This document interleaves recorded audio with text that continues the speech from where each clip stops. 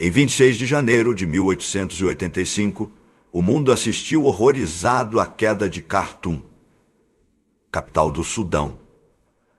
Após um cerco brutal que durou 317 dias. Naquele dia fatídico, milhares de defensores e civis foram massacrados pelas forças do Mahdi. E o lendário general Charles George Gordon, o Gordon Pasha, foi morto, sua cabeça supostamente exibida como troféu.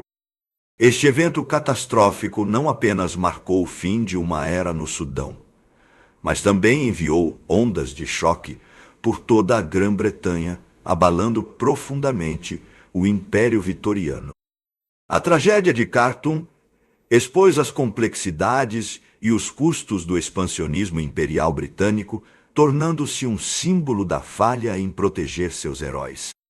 A morte de Gordon, um ícone de bravura e fé, desencadeou uma onda de luto e indignação nacional.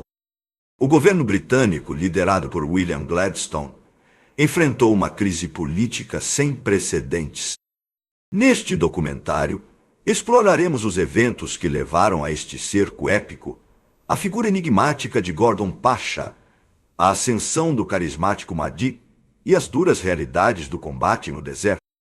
Revelaremos como a queda de Khartoum se tornou um ponto de virada, forçando a Grã-Bretanha a confrontar os limites de seu poder e a verdadeira natureza de seu compromisso imperial. No final do século XIX, o Egito, embora nominalmente parte do Império Otomano, estava sob forte influência britânica, que controlava suas finanças e política externa. O Sudão, uma vasta e estratégica região ao sul do Egito, era administrado por Cairo, servindo como uma fonte de recursos e um ponto de controle sobre o rio Nilo. A administração egípcia no Sudão era marcada por corrupção e opressão, gerando profundo ressentimento entre a população local. Foi nesse cenário de descontentamento que Muhammad Ahmad, um líder religioso carismático, emergiu em 1881, proclamando-se o Mahdi, o Messias esperado do Islã. Ele prometeu libertar o Sudão da dominação estrangeira e estabelecer um Estado islâmico puro. Suas pregações ressoaram profundamente, e ele rapidamente reuniu um exército de seguidores devotos, os Ansar, conhecidos como Mahdistas. As forças mahdistas, impulsionadas pela fé e pelo desejo de independência, infligiram uma série de derrotas humilhantes às tropas egípcias, culminando na aniquilação de um exército liderado pelo coronel William Hicks em El Obeid, em novembro de 1880. Esta vitória consolidou o poder do Mahdi e colocou Khartoum, a capital egípcia no Sudão, sob ameaça direta. A Grã-Bretanha, relutante em se envolver militarmente, ordenou a evacuação de todas as guarnições egípcias. Para realizar esta perigosa missão, o governo britânico recorreu a uma figura lendária, o general Charles George Gordon. Conhecido por sua inteligência, bravura e excentricidade, Gordon tinha uma longa história no Sudão, onde havia servido como governador-geral, combatendo o tráfico de escravos e administrando a região. Sua nomeação em janeiro de 1884 era uma aposta arriscada, mas a Grã-Bretanha esperava que sua reputação pudesse facilitar a retirada. Gordon chegou a Khartoum 18 de fevereiro de 1884, recebido com entusiasmo pela população local que o via como um salvador. Sua missão era clara: evacuar os cerca de 14 mil civis e soldados egípcios. No entanto, Gordon rapidamente percebeu a impossibilidade de uma retirada pacífica diante do avanço mahdista. Ele começou a fortificar a cidade, desobedecendo às ordens de Londres para uma evacuação imediata. Khartoum, situada na confluência do Nilo Azul e do Nilo Branco, era estrategicamente importante, mas suas defesas eram inadequadas. Gordon mobilizou a população, construindo trincheiras, instalando minas terrestres rudimentares e equipando barcos a vapor com artilharia leve para patrulhar os rios.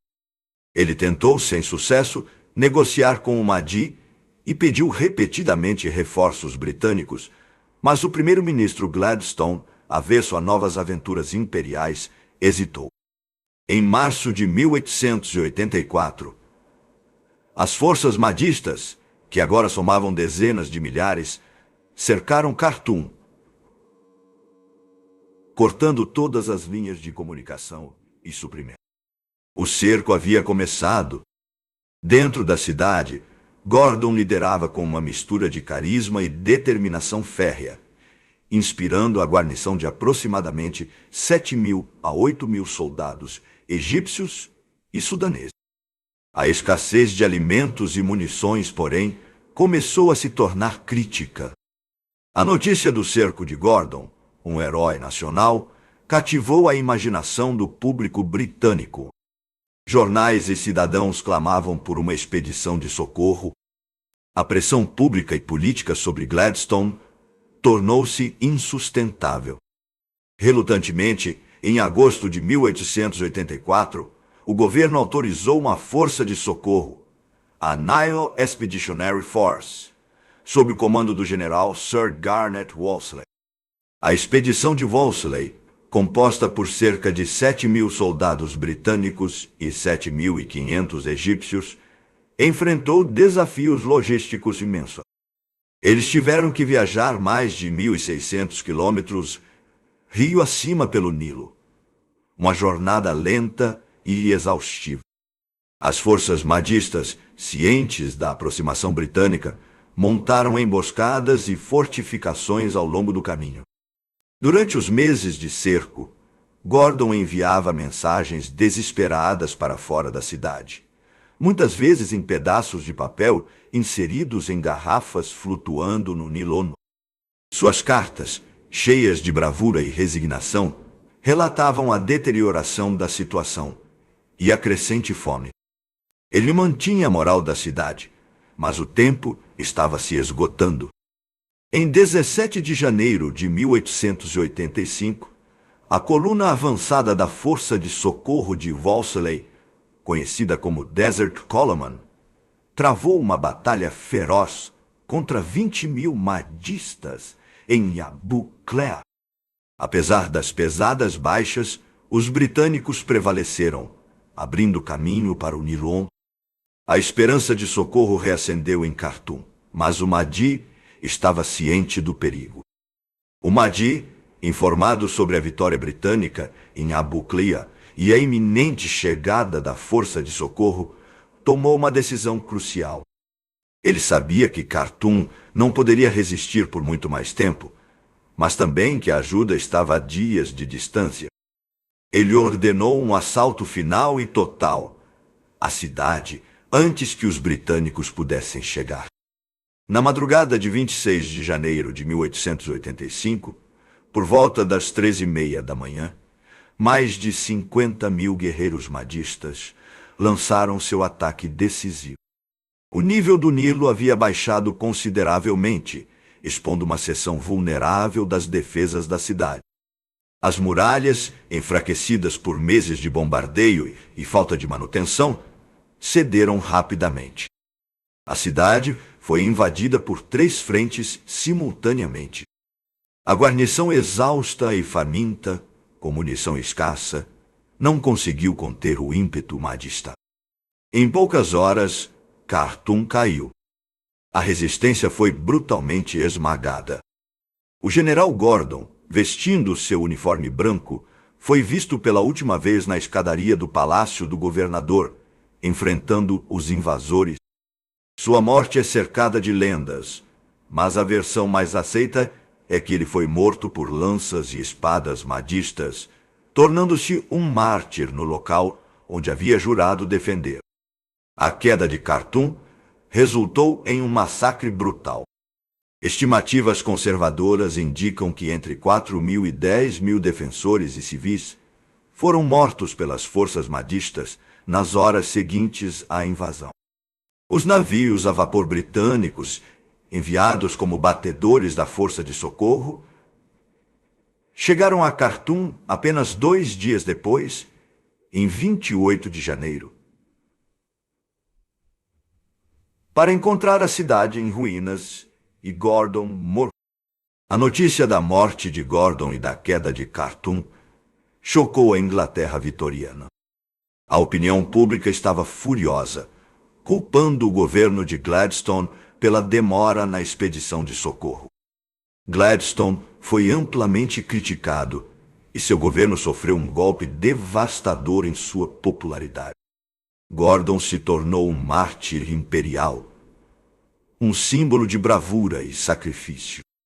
O Mahdi estabeleceu um estado teocrático no Sudão, com sua capital em Omdurman, do outro lado do Nilo, a partir de Khartoum.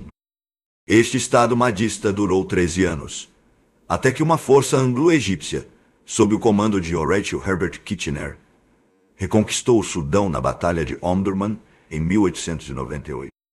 A queda de Khartoum e o destino de Gordon Pasha são lembrados hoje como um episódio sombrio, mas profundamente significativo na história do Império Britânico. Ele ilustra a complexidade do colonialismo, a devoção religiosa no campo de batalha e o preço humano da ambição imperial.